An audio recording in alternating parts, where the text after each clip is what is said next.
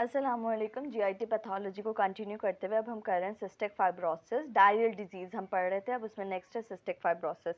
अब ये हमारे पास एक ऑटोसोमल रिसेसिव डिजीज़ है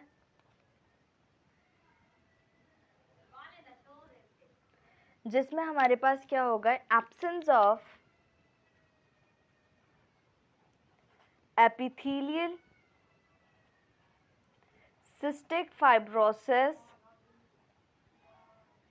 ट्रांसमेम्ब्रेनस कंडक्टेंस रेगुलेटर, जिसको हम शॉर्ट में बोलते हैं CFTR। ये हमारे पास cystic fibrosis transmembranous conductors regulation, ये एक आयन ट्रांसपोर्ट चैनल होता है। इसमें जब हमारे पास इसकी एब्सेंस हो तो उसकी वजह से डिफेक्ट जो बनता है दैट इज सिस्टिक फाइब्रोसिस। अब ये जो मोस्ट कॉमनली प्राइमरीली ऑर्गन होता है जिसमें ये हो रहा होता है that is lungs.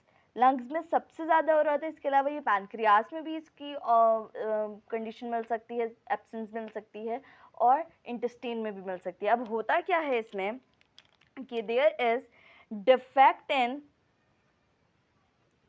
Intestinal and pancreatic ion transport, जिसकी वजह से abnormal transport of bicarbonate sodium and water होगी, और इसके एंड रिजल्ट हमारे पास इनएडिक्वेट ल्यूमिनल हाइड्रेशन हो जाएगी। ये हो क्या रहा है कि हमारे पास आयन ट्रांसपोर्ट द CFTR का डिफेक्ट है। अब ये हमारे पास आयन चैनल जो है वो डिफेक्टेड है।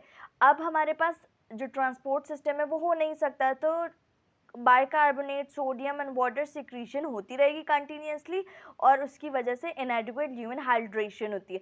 क्योंकि जो हमारे पास ट्रांसपोर्ट सिस्टम होता है ना, ये इनको नेगेटिव फीडबैक सिस्टम पता होता है। जब इन्हें पता चल जाता है कि अंदर ये चीज़ ज़्यादा हो गई है या बाहर ये चीज़ ज़्यादा हो गई है, तो वो उसकी ट्रांसपोर्ट को रोक देते हैं।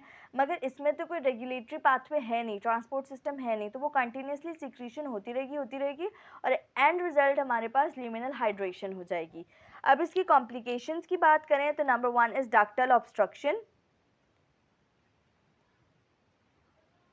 Number 2 is low grade chronic autodigestion of pancreas, and last is exocrine pancreatic insufficiency। ये इंटेस्टाइन से भी ज़्यादा जो है ये पैनक्रियास को अफेक्ट कर रहा होता है, ठीक है। और इसका एक और बात ये है कि इसमें डक्ट के अंदर प्रेजेंट होता है thick mucus. Ducts are plugged by thick mucus. अब नेक्स्ट हम बात करते हैं एनवायरनमेंट एंटेरिक डिसफंक्शन, जिसका दूसरा नाम होता है environment enteropathy. This is a syndrome of stunted growth and impaired intestinal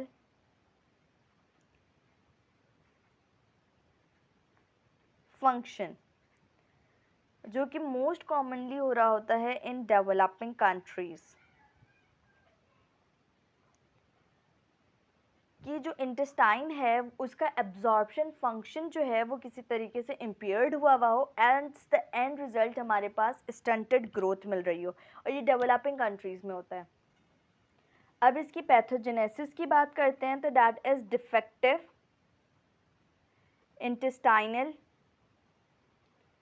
mucosal immune function.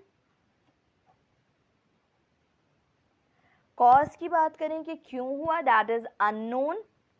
Idiopathic cause है इसकी कि पता ही नहीं है कि क्यों हुआ।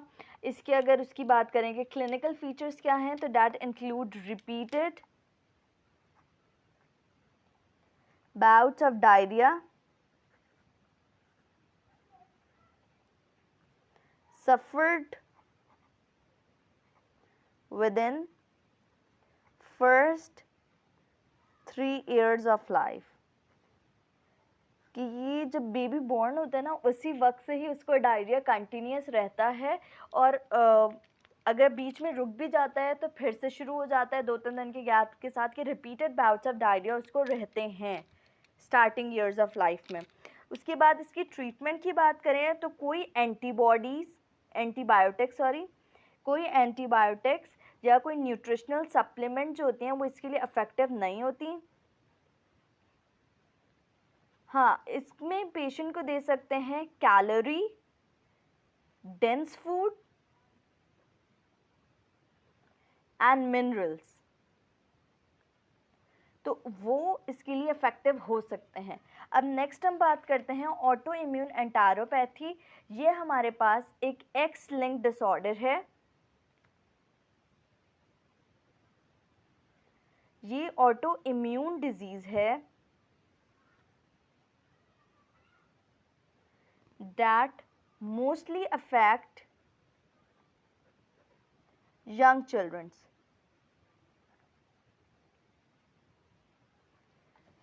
अब इसका एक बहुत ही क्लासिकल फीचर, एक इंटरेस्टिंग बात यह है कि इसमें सिवियर परसिस्टेंट डायरिया रहता है।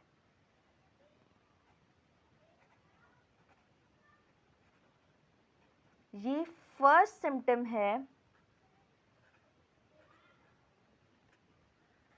of IPEX syndrome.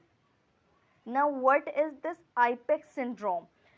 I is standing for immune dysregulation,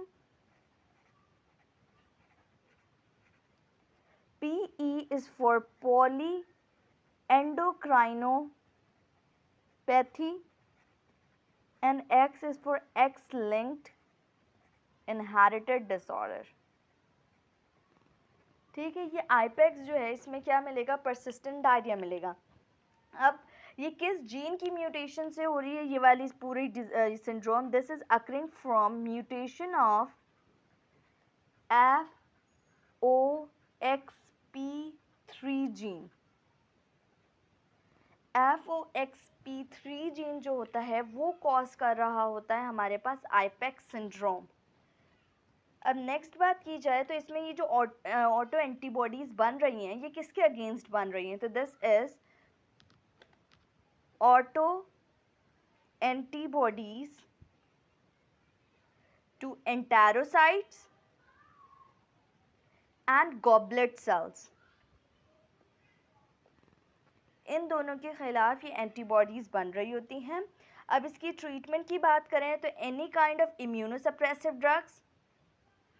immunosuppressive क्यों इफेक्टिव होंगे? क्योंकि ये इम्यून सिस्टम को डिप्रेस्ड कर देंगे, उसकी वजह से एंटीबॉडीज़ की प्रोडक्शन कम हो जाएगी और उसकी वजह से कुछ तरह से ये प्रिवेंटेबल हो सकती है।